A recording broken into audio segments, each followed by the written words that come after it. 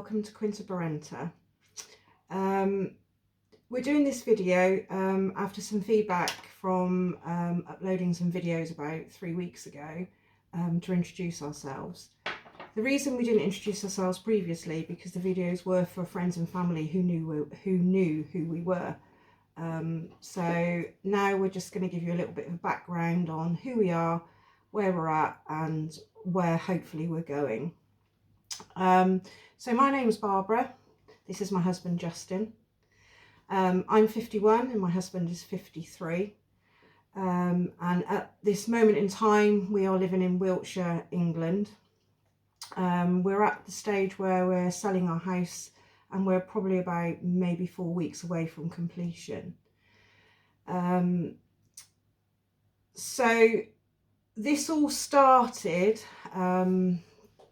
about 6 years ago for us.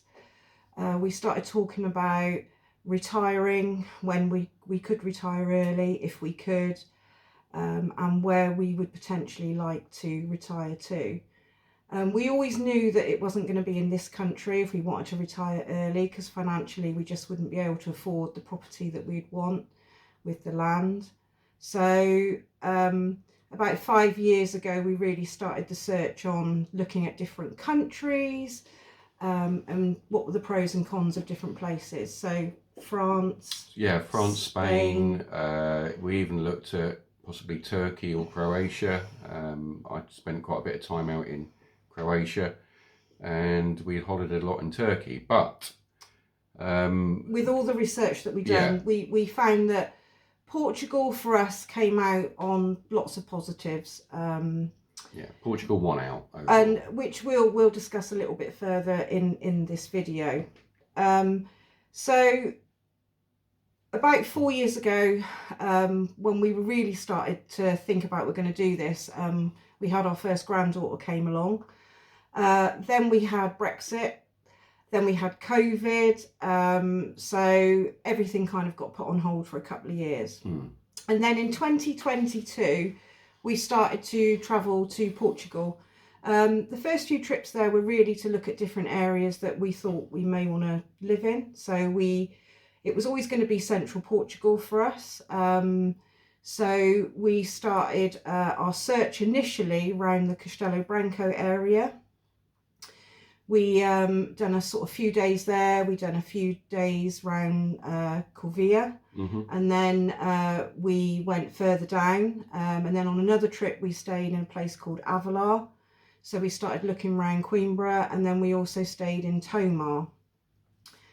And then this year in February, we went back to Portugal to actually view properties. So we had a good, better, best areas we'd like to be in, depending on budget. And we actually stayed in Tomar. And on that visit, after hours and hours and hours of viewing properties online, looking at different estate agents, we managed to narrow it down to about 15 properties that we wanted to view in a space of a week. Yeah, we compressed it all down. We had spreadsheets on the go. We had all the different, how much land was with the property, how much it was, where it was, etc., etc. And we managed to, we booked viewings of some of the properties. The others we managed to find on Google Earth and did drive-bys, for want of a better word. But we did our research pretty thoroughly, and Barbara spent hours online looking at hundreds and hundreds of Portuguese property sites, etc., etc. Property Star, or whatever it's called. Many different ones. Yeah. So we had criteria that that we were looking for. We were looking for a property with up to 5 acres. Initially, we actually thought we wanted a lot more than that, but we have a couple of friends out there who have 2 acres. And then by looking at that, realised we probably didn't want too much more. As we're getting older, it's going to be looking after it in maybe 10 or 15 years from now. So we brought that down to, we didn't want anything over 5 acres. But however, we did want more than 1 acre.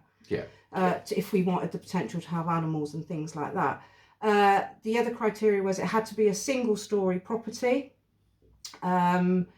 We didn't mind how much work was involved. However, as much as we were happy to take on a ruin, We wanted something. There's ruins and there's ruins. We wanted something. There was a bit more of a structure there with a roof, hopefully. So we had certain criteria. We would have liked it had to have a well. We would have liked a stream. We would have liked some fruit trees if possible. Would have liked something on the land. So we and a legal building. Yes, and it had urban title. had to have an urban article. We would have liked to have a habitation license, but they are few and far between, and obviously you pay a lot more money for those. So once we narrowed down the search and decided on properties we wanted to go and view, we started the search. And some of them, they don't take very good pictures when you go and actually view these properties. So the first few we just drove up to them and went, absolutely not. They were either too near a main road. The house was far worse than any picture could tell you. Lots of different reasons. And so every one of them was no. However, apart from one property that we did view in Chouse, which we liked, that was a good structure. It was a good roof. There was nothing wrong with it. However, the land wasn't pretty, and there was a very large pylon on the land, but it was at the back of the property. So we kept that one in reserve, that it's a possibility, because nothing else we viewed we thought was suitable for what we wanted. They were far too big of projects, or the houses were just too far gone, too much work for us. Despite them being urban articles. I mean, they were literally 2 foot of stone foundation, and that was the footprint of the house. So we had some pretty tough criteria, to be fair. So the last property we went to view, we almost didn't go and see. So this is the property we actually purchased. So it was on our last day in Portugal. The following day we were going to be flying back, and we were umming and ahhing if we actually wanted to go and see this property at all. So it was about just over a 2-hour drive from where we were staying to get to the property, and then it would be a 2-hour drive back. So we were thinking, should we just not bother, because we were quite deflated by that point of everything we'd been and seen. So in the end, we got up in the morning, had breakfast, and went, no, we need to go and view this property, because if we don't, we might regret it. So, and it was the right thing to do. So we got up to the estate agent in Corvia, and met the agent, and then went to the property. And as soon as we got to the property, we were like, oh, this is the one. The land is pretty. We knew the house needed work, because half of it was granite, half of it was built with Dajolo brick, which we knew that we'd probably have to take that part down. We knew it needed a new roof, but what was there we could work with. So so we were quite on a high when we left the property, so because we really liked it. The agent was kind of pushing a little bit to see what our intentions were, but we said no, we want to go back home. We were flying out the next day, and we wanted to think about it for a few days to decide what we wanted to do, or were we going to come back for another trip and start viewing again. So when we got home, we sort of ummed and ahed a little bit and then decided, no, this is the property that we want. Nothing else come anywhere near anything like it at all. So we started the process of putting an offer in on the property, and and in the end it was a property we bought. So the property was advertised for 50,000 euros. We tried to enter negotiations with an offer, and we really couldn't. We only managed to agree on 47,000 euros in the end for the property. Now, as much as people will say you've way overpaid for that property, we are happy with what we paid for other properties that we viewed. We felt it had a lot more going for it. It has electricity to it, which is a big plus, because it means we don't have to get solar panels straight away. It's got water all year round. It's got water all year round. Even in the summer. So for us, yes, okay, some of you are going to say you overpaid. Some people will say we've got a bargain.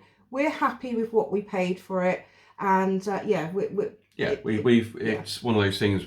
It's more than some, less than others for what we pay for it. So there's always going to be the keyboard warrior that's going to say, "Oh, it's overpaid," and as a local, they wouldn't have paid that. Well, if somebody We're not a owns local, it, so, and it was yeah, advertised through an agent at 50,000. yeah, So we paid €47,000, and so we're yeah. happy with And that. bear in mind, it is rustic with an urban article, which does attract a premium.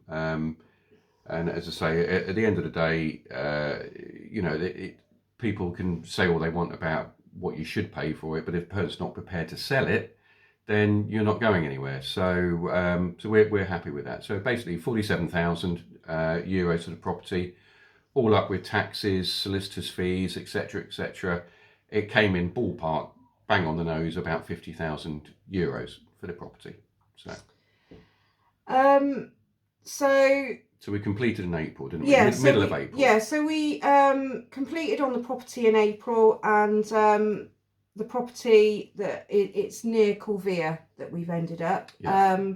So where we are, there's not a great lot of Brits in that area. There are quite a lot of Brits slightly further down in Fundale. And Castello Branco, there's quite a lot.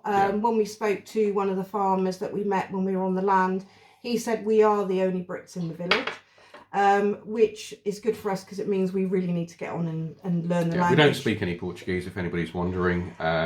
We've got the very, very basics of hello, goodbye, thank you, please. Yeah, as much as I'm on an app and I'm doing a few bits and pieces, we really need to progress forward with this, and we know that. So we'll carry on with the apps that we're doing here.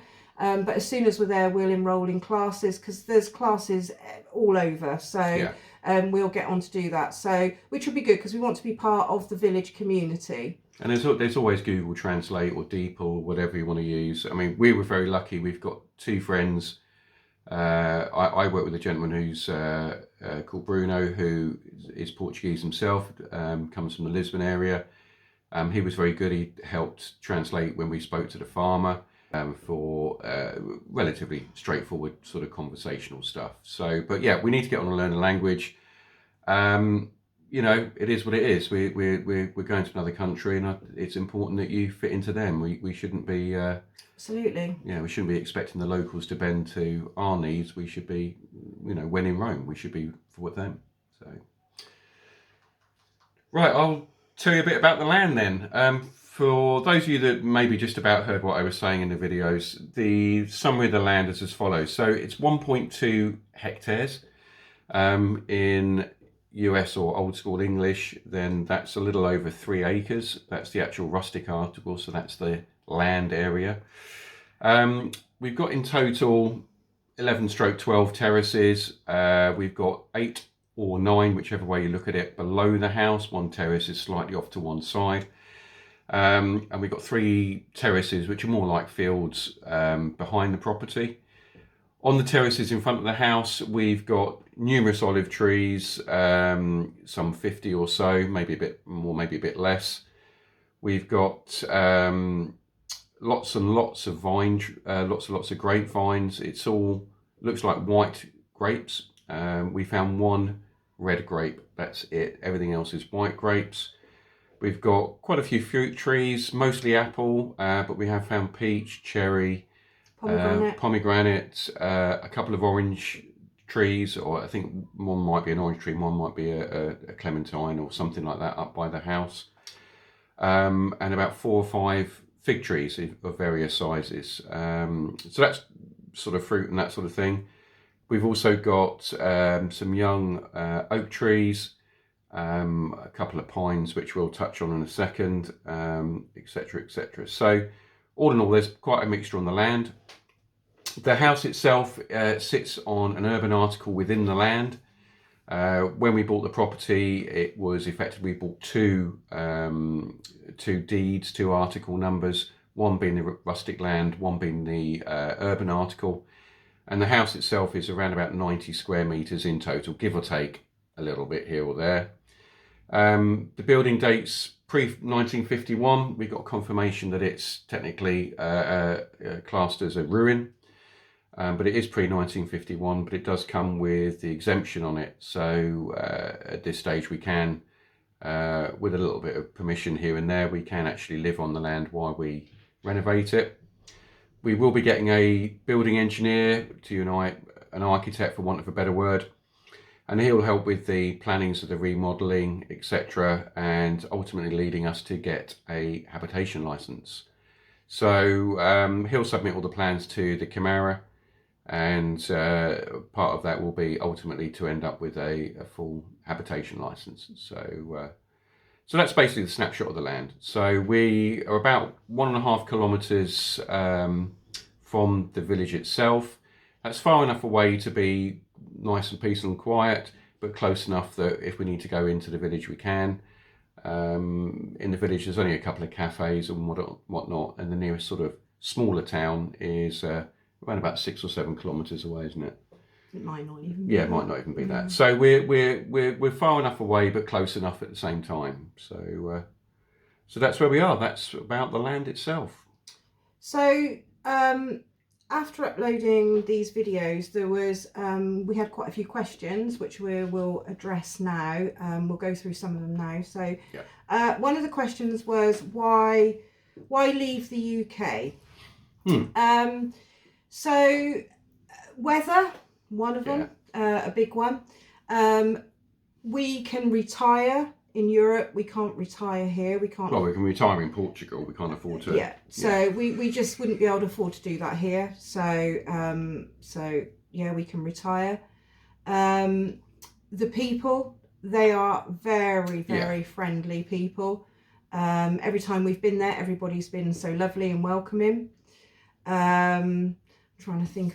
There's just value for money as well. Cost of living. I know cost of living has gone up over there. However, it's just still far cheaper than here.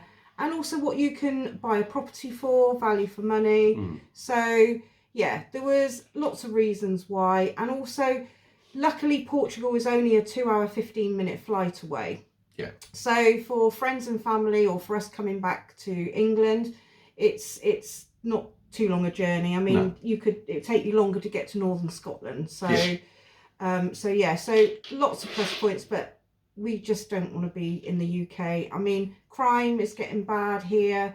Portugal has a very, very low crime rate. So yeah, lots of reasons why to move. So and our second question was why Central Portugal? So Central Portugal for us was value for money. We cannot afford to live in the Algarve. It would completely wipe all our money out to buy a property down there. And obviously it is a lot hotter there, and they tend to not to have seasons, as in where we are, they do tend to have more, it's more seasonal, the weather there. As much as we want better weather. And it is hot, it can get into the mid-40s still in the summer, but in the winter it can be colder, and they do still have some frosts in the evening. Yeah, snow up in the mountains by us. So on the Estrella, that's a big ski area. So in the winter, that you can go up there skiing. So we do see the snow, and we will have seasons. Central Portugal, very, very pretty. Lots of different landscapes. You have mountains, you have lakes. We have lots of river beaches. We're not beach people. So we've always preferred the countryside. So if we want any of, we'll go to river beaches if we want sort of to be near the water, and we will go and see the lake. So Central Portugal for us, mainly budget driven to start with.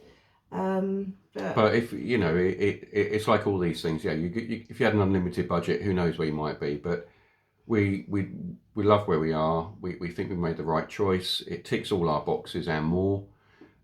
Central Portugal, and ironically, it's actually only about 6 kilometres away from our very first ever visit back in May last year, which was a strange sort of circle of fate that we ended up back where we initially sort of started. Well, the very first trip. Yeah, very first trip, which was mostly holiday with a bit of sort of checking the area out. So we're happy with it. Central Portugal.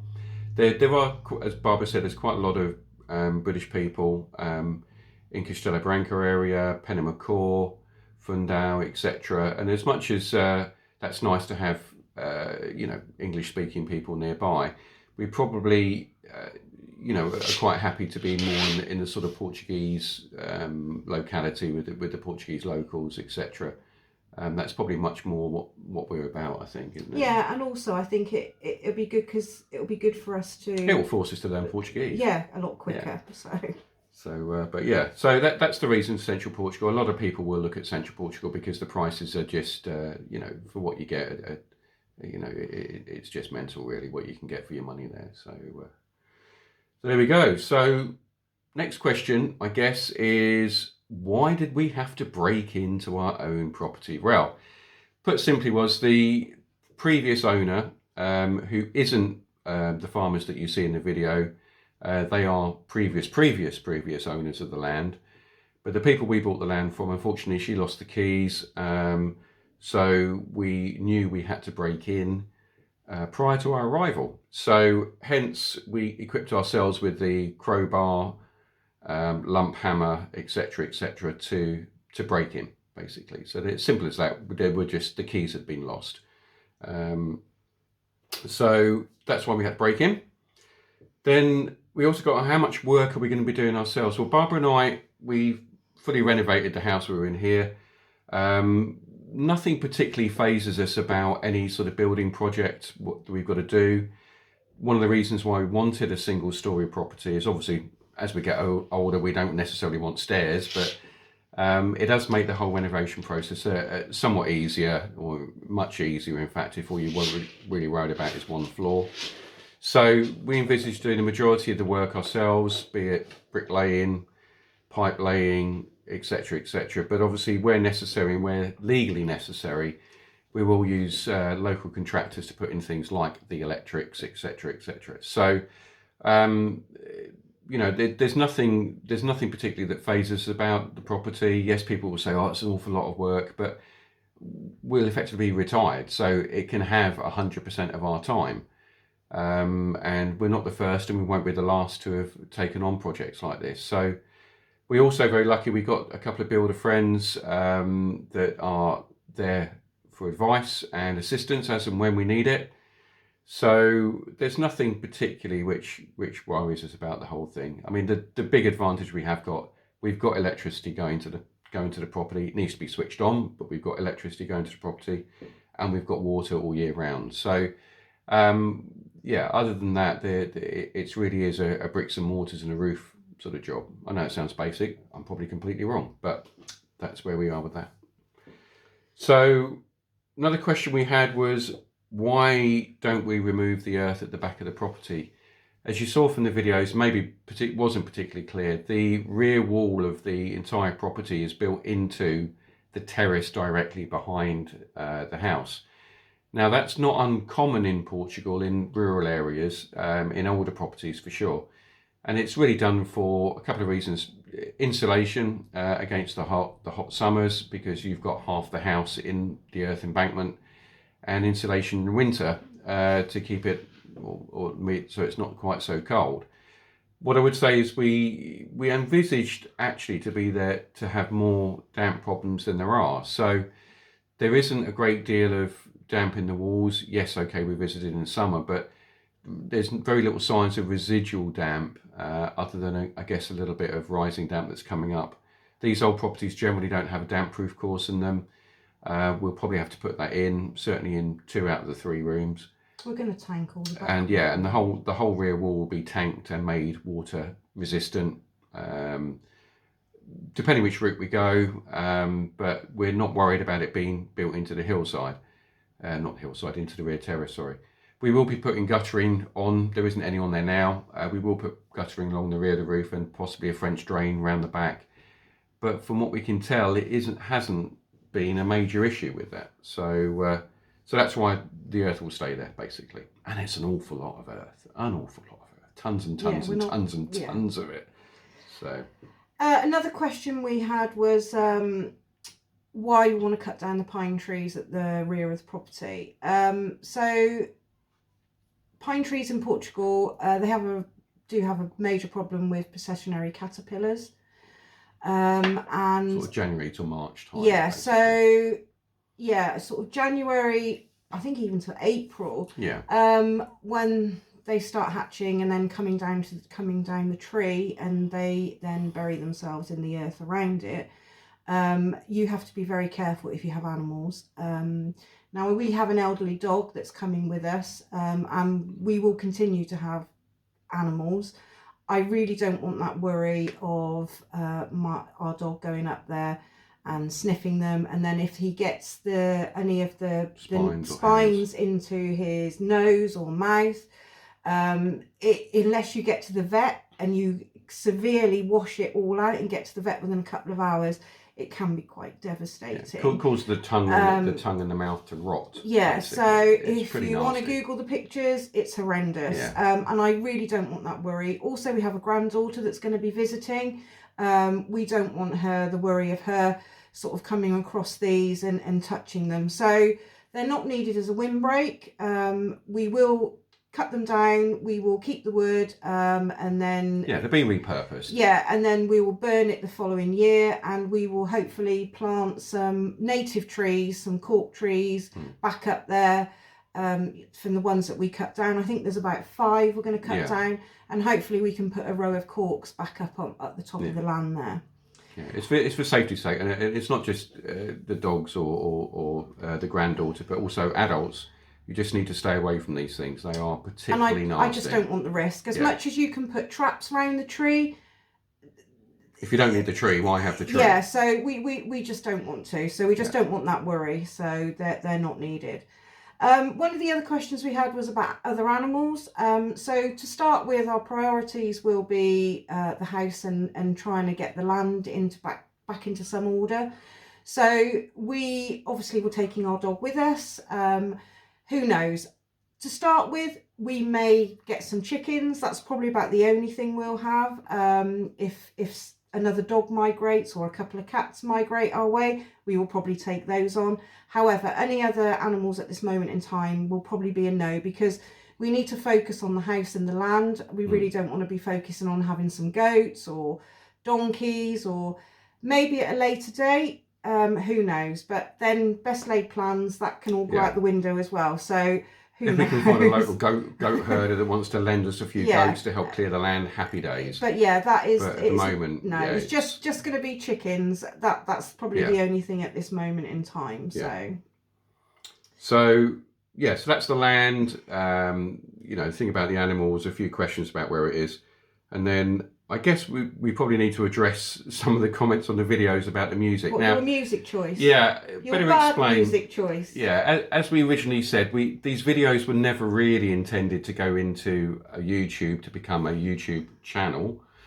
But we got a little bit sick of trying to send them around to people on WhatsApp and whatnot, and then they were a little bit disjointed. And in the wrong order.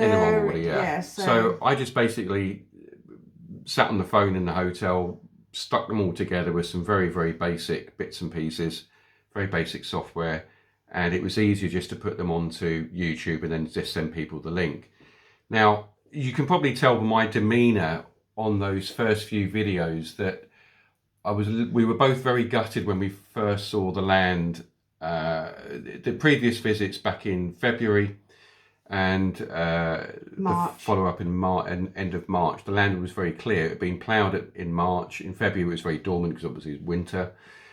And so we were quite shocked to see how overgrown. Yeah. Because prior to us going there, a few weeks before, they had quite a lot of rain. Yeah. And then obviously with the sun, everything just shot up. So we basically, on that first couple of videos, my language left a lot to be desired. There was quite a lot of swear words in there. A little bit of panic, thinking, how are we going to do this in 7 days? Going, oh God, because we really need to clear the land around the house as a fire break. There's quite a lot of fires up in that region. So the priority was to really make the land as safe as possible. So we sort of, the task was not easy when we saw the land. So my choice for your music choice. My choice of words were a little bit fruity, so we had to put something over the top of that. You did. Yeah, to disguise my language. So that's the reason the music was there. And we've now got a microphone for the camera coming. We've got now a little gimbal tripod thing to make these videos a little bit easier.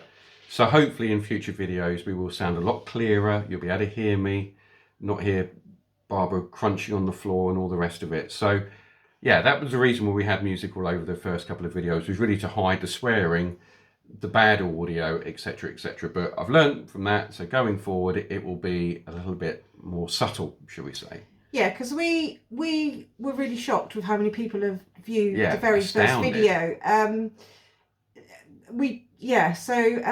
Still quite surprised. Yeah. So thank you for watching that first video. And bearing with us. Thank you for subscribing, because again, wasn't expecting. No, wasn't expecting it. And thank you for all the kind comments, obviously. I mean, a lot of people are very supportive with what we're doing, and I guess as well there's lots of people who are like we were 4 or 5 years ago, thinking about doing this. My advice would be to join, there's a couple of Facebook groups, one in particular, British Immigrants in Portugal, is a great Facebook site run by called Steve Robinson, a guy called Steve Robinson. And has a wealth of information that's going to help you.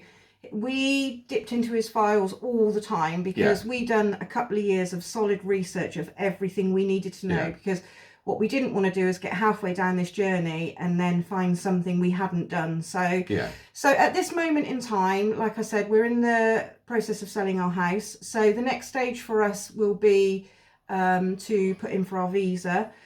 We need the sale of our house for the financials for our visa. We need to put money into different places to the criteria for that. We're not going to be uploading anything now, probably for about a month.